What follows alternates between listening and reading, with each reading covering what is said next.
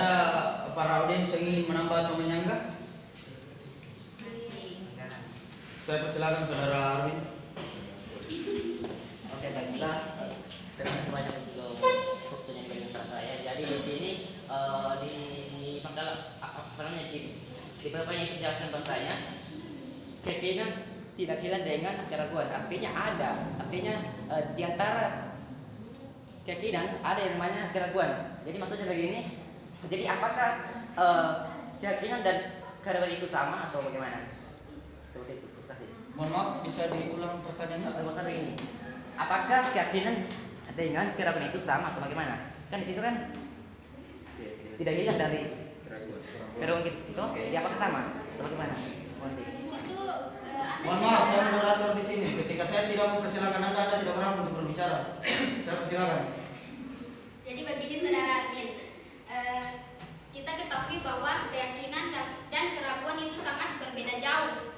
Toh, nah, keyakinan itu sesuatu yang kita percayai, sedangkan keraguan sesuatu yang memang belum dia belum jelas apakah ini sudah dilakukan ataukah belum dilakukan. Jadi dari situ kita bisa bedakan apa itu keyakinan, apa itu keraguan. Terima kasih. Begini, saya ingin menambahkan sedikit bahwasanya keyakinan itu didasari oleh keraguan. Mohon maaf. Itu tadi sebagaimana penyampaiannya dari Saudara Wael itu bahwasanya keyakinan itu tidak akan pernah hilang dengan adanya keraguan ketika tidak ada bukti nyata. Seperti itu. Saya kembalikan kepada Baiklah, terima kasih banyak untuk waktunya. Jadi saudari mengatakan bahasanya berbeda jauh. Terus kenapa dikatakan seperti itu? Keyakinan tidak hilang. Tidak hilang artinya ada. Jadi sama dong. Bagaimana? bagaimana Saudara Wael? Tulisannya beda. Begini Saudara Admin, keyakinan dan keraguan itu sangat beda jauh. Maksudnya dia tidak hilang itu saat kita meyakini.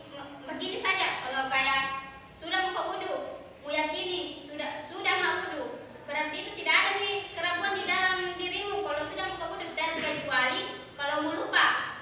Nah, kalau mau lupa itu sudah mau wudu atau belum, berarti di situ ada nih keraguan antaranya. Tidak jelas nih keyakinanmu, sudahkah atau belum? Begitu. Terima kasih. Bagaimana Saudara Arwin? Jadi saya ambil contoh begini. Saya Islam, terus saya yakin sama Islam. Iya. Terus apakah dikatakan misalnya dia sama dikatakan secara dari Islam? Bagaimana itu? Kan Anda mengatakan misalnya itu beda jauh. Terus saya katakan saya Islam dan saya ragu dengan Islam. Apakah itu bisa dikatakan sama atau bagaimana? Oh begini, Saudara Arwin ini mengambil perspektif yang berbeda loh, tentang keyakinan. Apakah dia bisa dikategorikan sebagai orang Islam?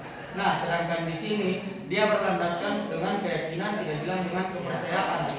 Karena mungkin Saudara Arwin di sini masih meragukan bahwasanya dirinya Islam. Saya kembalikan kepada pemateri. Begini Saudara Admin, kalau Anda dikatakan Islam, kalau begini saja kalau penglihatan pribadi masing-masing.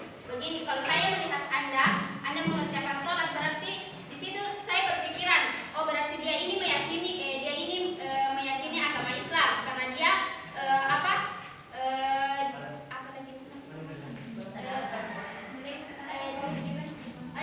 dia melakukan kewajiban dan dia menganut agama yang memang diperintahkan untuk sholat.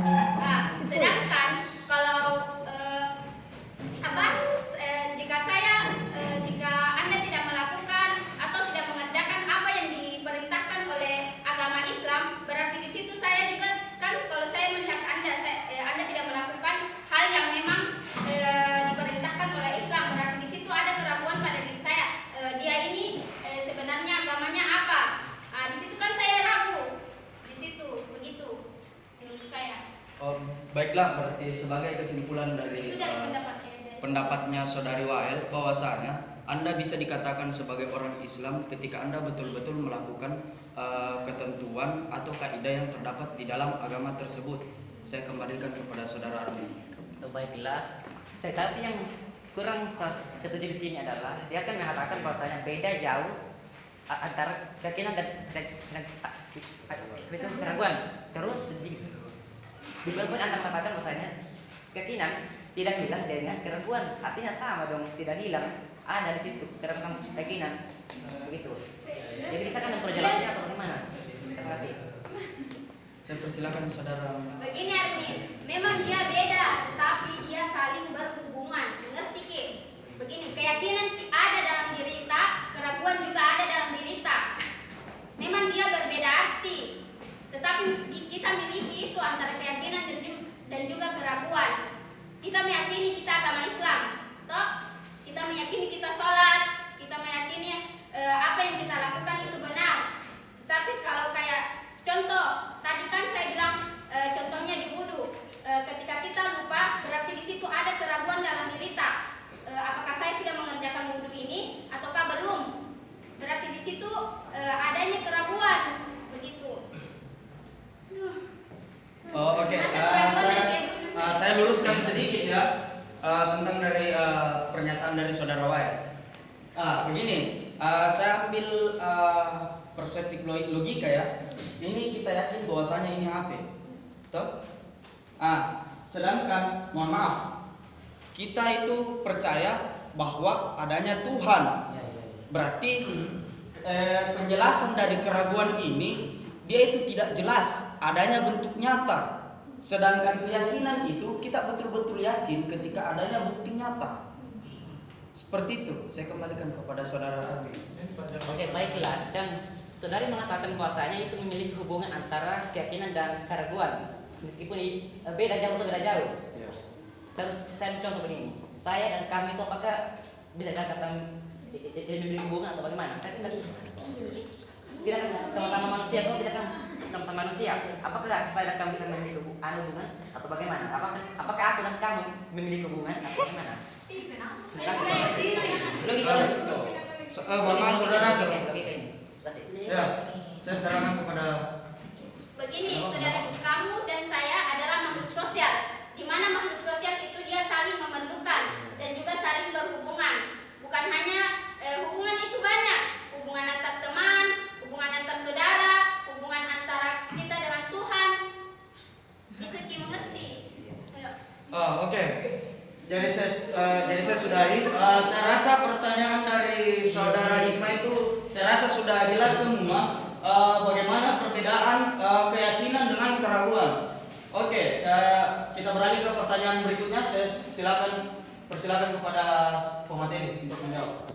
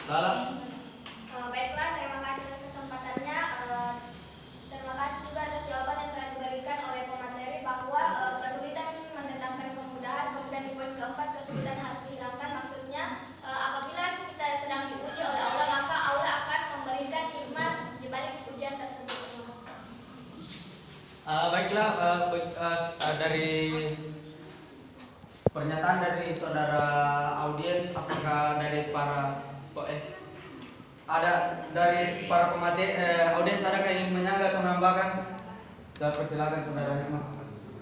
Baiklah, terima kasih atas kesempatan yang diberikan kepada saya. Jadi saya ingin menambahkan sedikit jawaban dari pertanyaannya saudara Lala, yaitu salah satu contohnya kesulitan mendatangkan kemudahan. Contoh kecilnya saja jika kita ingin berwudu, tetapi tidak ada air sama sekali, maka Allah Subhanahu Wa Taala mewajibkan kita untuk bertayamum memakai debu. Nah, ketika kita bertayamum menggunakan debu, maka kesulitan itu otomatis sudah hilang. Jadi mungkin cukup itu jawaban saya. Cukup sekian, terima kasih. Baiklah, dari para audiens, saya persilakan saudara Rimba. Assalamualaikum warahmatullahi wabarakatuh. Waalaikumsalam. Tadi pemateri menjelaskan tentang kesulitan dan kemudahan. Ya, seperti ini kan ada yang memberikan satu contoh seperti dia memberikan satu contoh dengan kemudahan dengan secara kalau tidak ada air kita bisa bertayamum. Apalagi contohnya tadi itu yang seperti Dia salat. Jika Anda tidak bisa sholat berdiri, maka Anda bisa duduk. Jika Anda tidak bisa duduk, maka Anda baring. Jika Anda tidak bisa lagi baring, maka Anda yang disolati.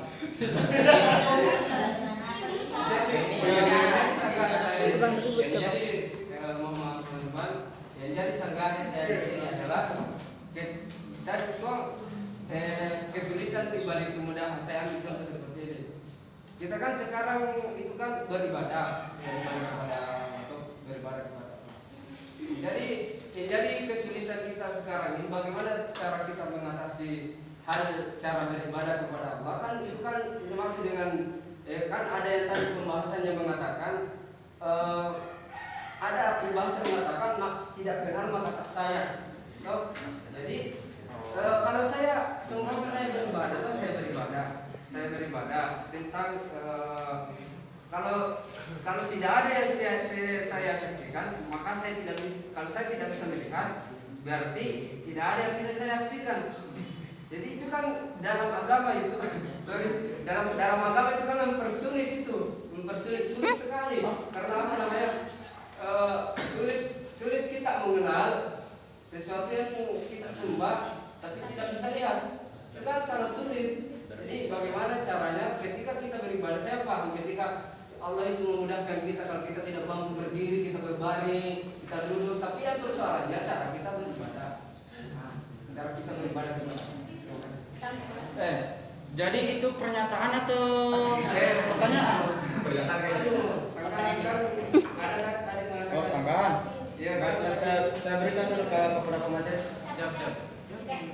Jadi begini saudara Mipa, untuk Anda yang ingin mengerjakan salat tetapi maksudnya Anda tidak bisa salat tetapi tidak bisa melihat apa yang Anda sembah. Di situ kembali lagi ke keyakinan Anda. Apakah Anda meyakini Tuhan itu ada? Kembali lagi dulu ke situ. Keyakinan Anda sendiri terhadap apa yang Anda sembah tersebut. Saya kembalikan kepada saudara Rimba. Ya, jadi kan kita kan tadi berbicara tentang keyakinan. Ya, tidak ada suatu keyakinan tanpa ada sesuatu yang nampak. Kan tadi kan orang mengatakan ini kan HP. Ini kan HP. Saya yakin adanya HP karena saya pegang. Ya. Kan begitu. Jadi seumpama seperti ini, seumpama air, ada air. Seumpama saya menonton Barcelona tadi malam, saya menonton Barcelona loh. Yeah. Saya memasukkan abu rokok saya ke dalam cawan yang kotor. Dan ketika ada teman saya datang dari Madinah, saya kasih ke anu seperti air zam-zam. Apakah ini bisa terasa air zam-zamnya apabila gelas ini kotor? Saya kan tidak. Kita analogikannya. Jadi yang persoalannya seperti ini. Sesuatu yang tidak nampak kita lihat tidak mungkin kita bisa yakini. Terima kasih. Ya, sebentar. Jadi para audiens tolong tenang. Saya moderator di sini. Jadi begini, aminya saudara Rimba. dia memakai teori analogika. Iya, iya, iya. Begini, saudara Rimba, saya luruskan dari pernyataan dari saudara pemateri. Bedakan kepercayaan dengan keyakinan. Keyakinan itu kita percaya akan terhadap sesuatu hal yang nyata. Kepercayaan kita berdasarkan hati, berawal dari keyakinan sehingga timbulnya keraguan. Kita di sini berbicara soal agama, itu tergantung dari pribadi orang masing-masing untuk memahamkan hal seperti itu. Saya kembalikan kepada saudara pemateri. Enggak, siapa tahu mau menambah atau bagaimana? Oke, mungkin saya tambahkan nih. Begini saudara Rimba, seperti yang telah disampaikan oleh moderator bahwa keyakinan dan kepercayaan itu berbeda, di mana kepercayaan itu di dalamnya pasti ada keimanan. Dalam keimanan diri seseorang itu, iman yang pertama itu yang harus kita ketahui itu iman kepada Allah, di mana ada dalam dalil Nabi, ada dalam Al-Quran surah Al-A'raf ayat 54 yang artinya sesungguhnya Rabbmu ialah Allah yang telah menciptakan langit dan bumi dalam 6 masa, lalu Dia bersemayam di atas arsy, Dia menutupkan malam kepada siang yang mengikutinya dengan cepat dan menciptakannya pula matahari, bulan dan bintang-bintang tunduk kepada perintahnya. Ingatlah, menciptakan dan memerintah hanyalah hak Allah, maha penuh berkah Allah, Rabb semesta alam. Itu saja. Jadi pertanyaan dari saudara Lala mengenai kesulitan mendatangkan kemudahan, lalu kaitannya kesulitan harus ditangani, itu saya rasa clear semua karena dari berbagai pertanyaan dan pernyataan semua saya rasa itu selesai. Saya beralih ke pertanyaan selanjutnya. Saya persilahkan kepada pemateri.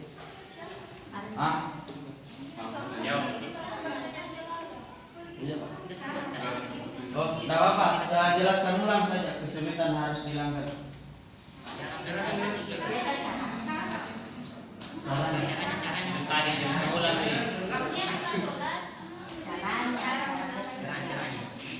Ini maksudnya ini kesulitan harus dihilangkan. Apa maksudnya?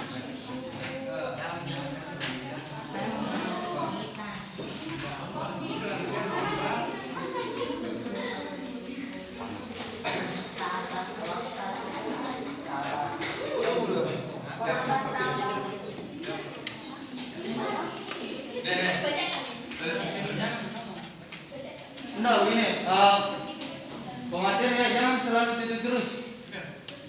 Usahakan semuanya aktif.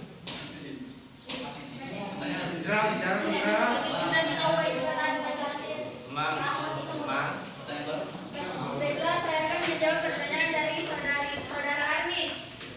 Cara menghilangkan kesulitan. Yang pertama itu menghadapi perasaan dan emosi dengan jujur. Yang kedua, membatasi diri. Yang ketiga, mengubah pikiran negatif melalui tindakan positif. Dan yang keempat, berusaha untuk tetap produktif. Dan yang terakhir, belajar bersyukur. Terima kasih. Mungkin itu tadi beberapa contoh yang sempat dimaparkan oleh pemateri. Bagaimana saudara bagaimana saudara Armin? Jadi barusan akan mengatakan bahwasanya membatasi pikiran dengan jujur. Maksudnya itu bagaimana? Jujur. Membatasi pikiran dengan jujur. Maksudnya itu apa ya? Dan mengatakan yang pertama. Ya. Bagaimana maksudnya itu? Menghadapi dengan Menghadapi perasaan dan emosi dengan jujur. Di sini cara kita menghadapi perasaan dan emosi dengan jujur itu maksudnya kita melakukan suatu tindakan sesuai yang memang apa yang harus kita lakukan, tidak melakukan tindakan yang memang dia melenceng dari kebaikan. Begitu. Bagaimana saudara Armin? Apakah jelas dari maksudnya berbeda dan kejujuran itu kan dari perasaan sebenarnya. Jadi apakah bagaimana soal mengatakan bahwa pemikiran itu kan bisa mengatur dengan kejujuran atau bagaimana? Ya, jadi bagaimana? Begini, saya perjelas dari saudara Armin ya, bagaimana itu kejujuran bisa diatur oleh akal seperti itu. Aku baca ulangi cara menghadapi perasaan dan emosi dengan jujur, yaitu contohnya apakah ada perasaan duka, kecewa, atau bahkan kesepian. Ketika bersedih, izinkan diri Anda mengalami emosi dan perasaan itu dengan jujur. Jangan berpura-pura lemah, jangan pura-pura kuat ketika Anda sedang lemah. Jujur terhadap perasaan sendiri akan menolong Anda untuk menghadapi kesulitan dengan lebih realistis. Di sini yang Anda tanyakan adalah cara. Berarti ini cara untuk menghadapi perasaan dan emosi dengan jujur, dan ini untuk diri begitu. Iya, itu. Saya kembalikan kepada saudara Armin. Bahasanya jangan berpura-pura lemah ketika Anda kuat. Begini. Mohon maaf para audiens. Bagaimana saudara Armin? Coba mengatakan bahasanya jangan berpura-pura kuat ketika Anda lemah. Bagaimana kan contoh konteksnya? Begini saudara Armin, Anda salah paham. Saudara Wael ini tadi mengatakan ketika Anda merasa bersedih jangan pura-pura kuat. Dalam artian begini, kita tidak boleh membohongi perasaan kita sendiri. Jika Anda merasa sedih, merasa senang, itu ungkapkan, jangan pendam sendiri. Itu tadi pernyataannya seperti itu, bahwasanya jangan sok kuat begitu, bukan perspektif yang lain yang Anda maksud, bukan seperti itu. Bagaimana? Tapi di poin kedua sambil mengerti, karena kan ada 5 poin itu. Ya. Bisa kan ada motivasi dari Coba. Udah, mohon maaf para audiens. Saya persilakan. Baiklah, saya akan menjelaskan kepada saudara Armin. Yang kedua itu membatasi diri. Kekuatan mental seseorang dapat terlihat saat dia mampu membatasi waktu dan dirinya untuk bersedih terlalu lama. Ketika kesedihan sudah membawanya kepada kebiasaan dan pikiran yang negatif, dia memilih untuk berhenti. Yang ketiga, mengubah pikiran negatif melalui tindakan positif, yaitu kesedihan biasanya diikuti dengan pikiran negatif. Untuk mengatasi ini, sebaiknya dilakukan tindakan positif yang akan mengalahkan pikiran-pikiran tersebut, pikiran negatif tersebut. Berusaha untuk tetap produktif. Sama artinya Anda menunda pencarian solusi selama 60 detik. Hal ini berarti mengasihani diri sendiri merupakan kegiatan yang membuat waktu Anda yang berharga. Yang terakhir, belajar bersyukur. Memang sangat sulit untuk bersyukur ketika cenderung mengasihani diri sendiri. Akan tetapi mengasihani diri sendiri merupakan pikiran yang bisa diubah menjadi syukur.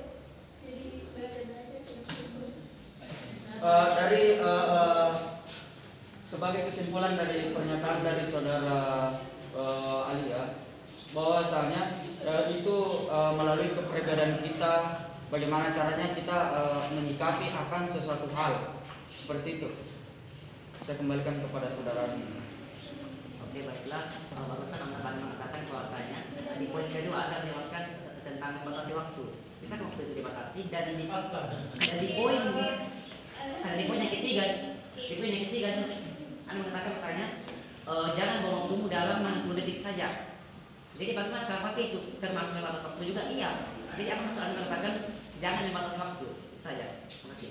Mohon maaf saudara Armin, itu tadi pernyataan dari saudara Alia itu kan Anda tadi minta pemahaman lebih lanjut tentang 5 poin ini. Lalu di poin kedua itu apa tadi mama? Yang poin kedua? Membatasi diri. Itu tadi apa tadi yang ada kata kita waktu. Itu tadi dia hanya mengambil contoh untuk mengambil tindakan atas poin tersebut. Itu penjelasan saya kira clear itu. Anda jangan mengambil pertanyaan harus berbobot juga saudara. Mungkin untuk pertanyaan sesi kali ini saya rasa clear. Jadi sebagai kesimpulan dari diskusi kita pada hari ini, kaidah al-umar di wakafidah merupakan kaidah yang ringkas hafalannya namun memiliki arti luas, memuat semua aktivitas yang dilakukan seseorang, baik berupa perkataan maupun berupa perbuatan. Kaidah ini juga dapat membahas tentang bahwa hukum yang menjadi konsekuensi atas setiap perkara haruslah selalu sesuai dengan apa yang menjadi tujuan dari perkara tersebut. Sekian dan terima kasih dari saya. Lebih dan kurangnya mohon dimaafkan. Assalamualaikum warahmatullahi wabarakatuh.